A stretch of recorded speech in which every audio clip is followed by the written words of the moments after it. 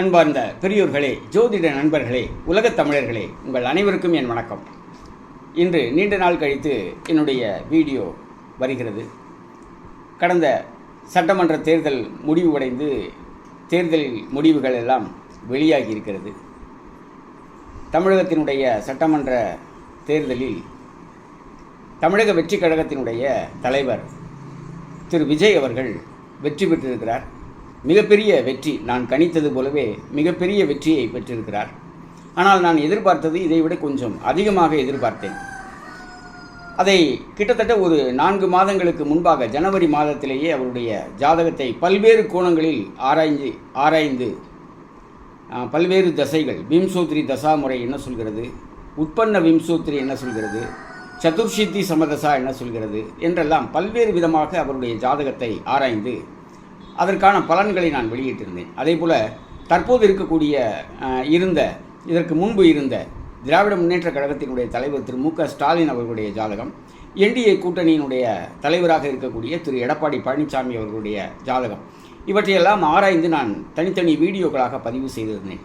நான் சொன்னதுடைய ஹைலைட்டு, முதலில் ஆளுங்கட்சியாக இருக்கக்கூடிய திராவிட முன்னேற்ற கழகம் தன்னுடைய நிலையிலிருந்து ஒரு படி கீழே இறங்கும் என்று கணித்திருந்தேன். அதே போலவே இந்த தேர்தலில் திராவிட முன்னேற்ற கழகம் ஆளும் கட்சி என்ற நிலையை இழந்து எதிர்க்கட்சி என்ற நிலைக்கு தள்ளப்பட்டிருக்கிறது என்பதை நாம் பார்க்கிறோம். இரண்டாவதாக, என்டிஏ கூட்டணியினுடைய திரு எடப்பாடி பழனிசாமி அவர்களுடைய ஜாதகத்தை பொறுத்தவரை எதிர்க்கட்சி தலைவர் என்ற அந்தஸ்திலிருந்து ஒரு படி கீழே இறங்குவார் என்று நாம் கணித்திருந்தோம். அதுபோலவே நடந்திருக்கிறது. தமிழக வெற்றி கழகத்தினுடைய தலைவர் திரு விஜய் அவர்கள் மிகப்பெரிய மாற்றத்தை ஏற்படுத்துவார் இந்த தேர்தலில் என்று குறிப்பிட்டு இந்த 2 கட்சிக்கும் மாற்றாக மிகச்சிறந்த ஒரு உயரத்தை எட்டுவார் என்று நான் கணித்திருந்தேன். பல்வேறு நண்பர்கள் இந்த தேர்தல் முடிவுகளை குறித்து எனக்கு தொலைபேசி வழியாகவும் வாட்ஸ்அப் மூலமாகவும் மெசஞ்சர் மூலமாகவும் எனக்கு பல்வேறு பாராட்டுதல்களை என்னுடைய கணிப்பை பற்றி அழைத்து தங்களுடைய கருத்துக்களை தெரிவித்திருந்தார்கள். அவர்கள் அனைவருக்கும் என்னுடைய நன்றி. இதில் என்னுடைய பெருமை என்று சொல்வதற்கு எதுவும் இல்லை. எல்லாம் கிரகங்களுடைய அனுகிரகம். அதை நான் சரியாக படித்திருக்கிறேன் என்பதைத்தான் நாம் இந்த இடத்துல நாம் சொல்ல வேண்டிய விஷயமே தவிர இதில் இன்னும் பெரிய பெருமை அப்படின்னு நான் என்னுடைய சாதனையாக இதை நான் கருத மாட்டேன். சரி, அடுத்த கட்டத்திற்கு இப்போது நாம் நகர்ந்திருக்கிறோம். நாளை 7ஆம் தேதி, மே மாதம் 7ஆம் தேதி 2026 அன்று தமிழக வெற்றி கழகத்தினுடைய தலைவர் திரு விஜய் அவர்களுடைய தலைமையிலே அமைச்சரவை பொறுப்பேற்கவிருக்கிறது. அதற்கான விழா நாளை நேரு உள் விளையாட்டு அரங்கத்தில் நடைபெறுவதாக திட்டமிடப்பட்டிருக்கிறது. அதற்கான நேரம் குறிக்கப்பட்டிருக்கிறது. அதாவது காலை 11 மணிக்குள் அந்த நிகழ்ச்சி என்பது நடைபெறவிருக்கிறது. ஸோ எல்லோரும் மகிழ்ச்சியாக இருக்கக்கூடிய ஒரு தருணம். இந்த தருணத்திலே பல்வேறு சந்தேகங்களையும் மக்களுக்கு எழுந்திருக்கிறது என்பதை நான் கவனிக்க முடிகிறது. என்ன அப்படின்னு சொன்னால், தாவேகாவுக்கு மெஜாரிட்டி என்ற அந்த மேஜிக் நம்பர் 118 என்பது கிடைக்கவில்லை. அதனால் தொங்கு சட்டசபை ஏற்பட்டிருக்கிறது. இதில் விஜய் அவர்கள் தாக்குப்பிடிப்பாரா, ஏனென்றால் அரசியலுக்கு மிகவும் புதியவர் என்றெல்லாம் பல்வேறு விதமான ஹேஷியங்கள் அப்படிங்கிறது உலவிக் கொண்டிருக்கிறது. என்னுடைய கணிப்பின்படி வெற்றி என்பதை அடைந்தாயிற்று. அதாவது 108 என்பது மிகப்பெரிய ஒரு நம்பர் தான். முதல் தேர்தலில் சந்திக்கக்கூடிய அரசியல் கட்சிக்கு 108 என்பது மிகச்சிறந்த எண். அந்த எண் ஜோதிட ரீதியாகவும் மிகச்சிறந்த எண்ணாகவே நாம் பார்க்கிறோம். எந்த மந்திரம் சொன்னாலும் 108 தடவை சொல்லணும் அப்படின்னு சொல்லுவாங்க. அந்த 108க்கு அவ்வளோ பவர் இருக்குது. ஸோ அதே போல் தாவேகாவிற்கு 108 சீட்டுகள் கிடைத்திருக்கிறது. அதை வைத்து அவர் ஆட்சி அமைக்கவிருக்கிறார். இது மெஜாரிட்டி என்ற நிலையிலிருந்து ஒரு 10-11 சீட்டுகள் என்பது குறைவாக இருக்கிறது. இதனால் அவருடைய ஆட்சி 5 வருடம் தொடருமா அப்படிங்கிற மாதிரியான பிரச்சனைகள் அப்படிங்கிறதெல்லாம் அவங்க கேட்டாங்க. ஸோ இன்று அதுக்கான ஒரு விஷயம் அப்படின்னு பார்க்கும்போது, நாளைக்கு அவர் பொறுப்பேற்கக்கூடிய, பதவியேற்கக்கூடிய அந்த நேரத்தின் அடிப்படையில் இருக்கக்கூடிய கிரகநிலைகளை அனுசரித்து பார்க்கும்பொழுது அவருடைய லக்னம் பார்க்கும்போது நாளைக்கு காலை 11 மணி அளவில் வரக்கூடிய லக்னம், அதாவது 9:30 முதல் 11:30 வரை வரக்கூடிய அந்த 2 மணி நேர லக்னம் என்பது கடக லக்னத்தில் அமைந்திருக்கிறது. கடக லக்னம் என்பது மிகச்சிறந்த ஒரு லக்னம் தான். அவருடைய ராசி கடகராசி, அது ரொம்ப முக்கியமான விஷயம். பூச நட்சத்திரம். பூச நட்சத்திரத்திற்கு நாளை நடைபெறக்கூடிய நட்சத்திரம் அப்படிங்கிறது பூராட நட்சத்திரம். தாராபலம் விசேஷம் உள்ள ஒரு க்ஷேமதாரை என்று சொல்லக்கூடிய தாராபலமுடைய ஒரு நட்சத்திரமாக இது அமைகிறது.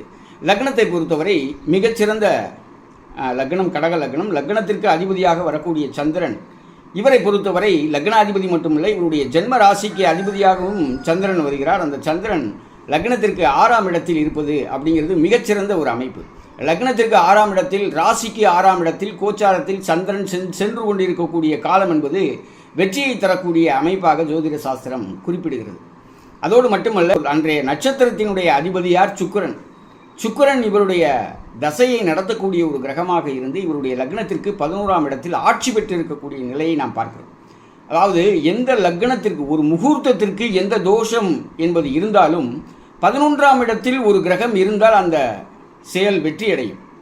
ஒரு செயல் ஏன் நல்ல நேரத்தில் தொடங்கப்பட வேண்டும் என்று சொன்னால், நல்ல நேரத்தில் தொடங்கப்படக்கூடிய ஒரு செயலானது பாதி அளவு 50% சக்ஸஸ் அப்படிங்கிறத அடையக்கூடியதாக இருக்கும். அதனால தான் நல்ல நேரமோ கெட்ட நேரமோ நம்ம ஒரு விஷயத்தை ஆரம்பிக்கும் போது ஒரு நல்ல நேரத்தில் ஆரம்பிப்போம் அப்படிங்கிறது தான் ஜோதிடத்தினுடைய அடிப்படையான ஒரு விஷயம். நமக்கு ஒரு கெட்ட நேரமாக இருந்தால் கூட அதை ஒரு நல்ல நேரத்தில் அந்த செயலை தொடங்கும் போது அந்த செயல் வெற்றியடையும் அப்படிங்கிறதுல பாசிபிலிட்டிஸ் இருக்குது. அப்படிங்கிறதுனால தான் நம்ம இந்த முகூர்த்தம் அப்படிங்கிறதையே ஃபிக்ஸ் பண்ணுறோம். ஸோ அந்த ஸ்வியரிங் செரிமனி அப்படிங்கிறது நடக்கக்கூடிய டைம் வந்து கடக லக்னத்தில் அமைந்திருக்கிறது. அந்த லக்னத்திற்கு 11ஆம் இடத்தில் சுக்கிரன் இருந்தாலே வெற்றி தான். ஆனால் இந்த இடத்துல சுக்கிரன் ஆட்சியாக வேற இருக்கார், சொந்த ராசியில் இருக்கார். அப்போது மிகச்சிறந்த வெற்றி அடையக்கூடிய காலகட்டமாக இந்த நேரம் என்பது அவருக்கு அமைந்திருக்கிறது அப்படிங்கிறத பார்க்குறோம். ஃபஸ்ட்டு பாயிண்ட், சந்திரன் ராசி அதிபதி, ராசிக்கு 6ஆம் இடத்தில் இருப்பது மிகச்சிறந்த அமைப்பு கோச்சாரத்தில். இரண்டாவது, அன்றைய நட்சத்திரத்தினுடைய அதிபதியாக வரக்கூடிய கிரகம், நாளைய நட்சத்திரம் பூராட நட்சத்திரம், அதன் அதிபதி சுக்கிரன் லக்னத்திற்கு 11ஆம் இடத்தில் ஆட்சி பெற்று வலிமை வாய்ந்திருக்கக்கூடிய ஒரு நிலை என்பது வெற்றியை தரக்கூடியதாக அமைந்திருக்கிறது. அதோடு மட்டுமல்ல, 6ஆம் இடத்தில் லக்னத்திற்கு 6ஆம் இடத்தில் இருக்கக்கூடிய சந்திரனை குரு பார்க்கக்கூடிய அமைப்பு, 12ஆம் இடத்தில் மிதுன ராசியிலிருந்து குரு பார்க்கும் அமைப்பு என்பது கஜகேசரி யோகத்தை தரக்கூடிய அமைப்பு. இந்த கஜகேசரி யோகம் என்பது 6ஆம் பாவகத்தில் இருக்கக்கூடிய சந்திரனை குருவும் சமசப்தமாக பார்த்து கொள்ளக்கூடிய அமைப்பு. கஜகேசரி என்ற யோகம் என்று சொன்னால் அது எதிரிகளை வீழ்த்தக்கூடிய யோகம். ஸோ அப்படிப்பட்ட ஒரு அமைப்பில் இந்த பதவியேற்பு விழா என்பது நடைபெறுகிறது அப்படிங்கிறத பார்க்கணும். அதோடு மட்டுமல்ல, இந்த ஜாதகத்தில் இந்த நேரத்தில் இருக்கக்கூடிய மிகச்சிறந்த அமைப்பு அப்படின்னு சொன்னால், லக்னத்திற்கு 10ஆம் இடம் என்பது தான் பதவி ஏற்கக்கூடிய அமைப்பு. தமிழ்நாட்டினுடைய முதலமைச்சராக பொறுப்பேற்கக்கூடிய அந்த நேரத்தில் லக்னத்திற்கு 10ஆம் இடம் என்பது மிக வலுவாக இருக்க வேண்டும். அந்த அடிப்படையில் பார்க்கும்போதும் கடக லக்னத்திற்கு 10ஆம் இடத்தில் சூரியன் உச்சம் பெற்று புதனோடு இணைந்து புதாதித்ய யோகம் என்ற யோகத்தையும் அது ஏற்படுத்துகிறது. புதாதித்ய யோகம் என்று சொல்வது நிபுணத்துவத்துடன் அந்த நிர்வாகத்தை நடத்தி செல்லக்கூடிய திறமை என்பதை குறிப்பிடுகிறது.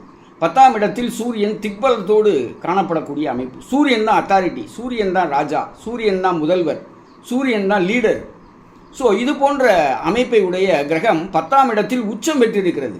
10ஆம் இடத்தில் உச்சம் பெற்றிருந்தால் மட்டும் பத்தாது, சூரியன் இருந்தால் மட்டும் பத்தாது, அது மற்றொரு சுபகிரகமான புத்திசாலித்தனமான ஒரு கிரகமான ராஜதந்திரங்களை சொல்லக்கூடிய கிரகமான புதனோடு இணைந்திருக்கிறது. அது மிகச்சிறந்த புதாதித்ய யோகம் என்று சொல்லக்கூடிய நிபுணத்துவ யோகத்தை தரக்கூடிய அமைப்பு கடகலக்னத்திற்கு 10ஆம் இடத்தில் அமைந்திருப்பது என்பது மிகச்சிறந்த முகூர்த்த நேரமாக இதை தெரிவிக்கிறது நமக்கு. அதோடு மட்டுமல்ல, 10ஆம் பாவக அதிபதி செவ்வாய் 9ஆம் இடத்தில் இருக்கக்கூடிய அமைப்பு தர்ம கர்மாதிபதி யோகம் என்ற யோகத்தை தரக்கூடிய அமைப்பு. 7ஆம் பாவக அதிபதி சனியோடு இணைந்திருக்கிறார். அப்போ கூட்டணியால் ஏற்படக்கூடிய வலிமை என்பது இந்த இடத்துல நமக்கு நன்றாக தெரிகின்றது. ஸோ கூட்டணி மீதம் இருக்கக்கூடிய 11-12 சீட்டுகளுக்கு இங்கே இன்னும் சிக்கல் வராது. இந்த கூட்டணி ஆட்சி என்பது ஸ்திரமான ஒரு ஆட்சியாக, 5 ஆண்டுகள் நீடிக்கக்கூடிய ஒரு ஆட்சியாக, வெற்றி பெற்ற ஒரு ஆட்சியாக தமிழக வெற்றி கழகத்தினுடைய முதல் தேர்தலிலேயே வெற்றி பெற்று, முதல் தேர்தலிலேயே முதல்வராகி, முதல் தேர்தலிலேயே 5 ஆண்டு காலம் ஜனநாயகத்தை கட்டி காப்பாற்றக்கூடிய ஒரு அமைப்பில் வலுவான தொடக்கமாக இந்த நேரம் அமைகிறது அப்படிங்கிற ஒரு விஷயத்தை நான் தெரிவிச்சுக்க விரும்புகிறேன். அதனால் தமிழக வெற்றி கழகத்தினுடைய தலைவர், தொண்டர்கள், நிர்வாகிகள் அனைவருக்கும் மகிழ்ச்சிகரமான ஒரு செய்தி. இந்த நாள் என்பது, நேரம் என்பது மிகச்சிறந்த நேரமாக அமைந்திருக்கிறது. சிறந்த நேரத்தில் தொடங்கக்கூடிய ஒரு விஷயம் பாதி வெற்றியை சந்தித்தது போன்ற ஒரு நிலையை ஏற்படுத்தும் அப்படிங்கிற ஒரு விஷயத்தை உங்களோடு பகிர்ந்து கொண்டு மீண்டும் ஒரு வீடியோவில் உங்களை சந்திக்கும் வரை உங்களிடமிருந்து நன்றி கூறி விடைபெறுகின்றேன். நன்றி, வணக்கம்.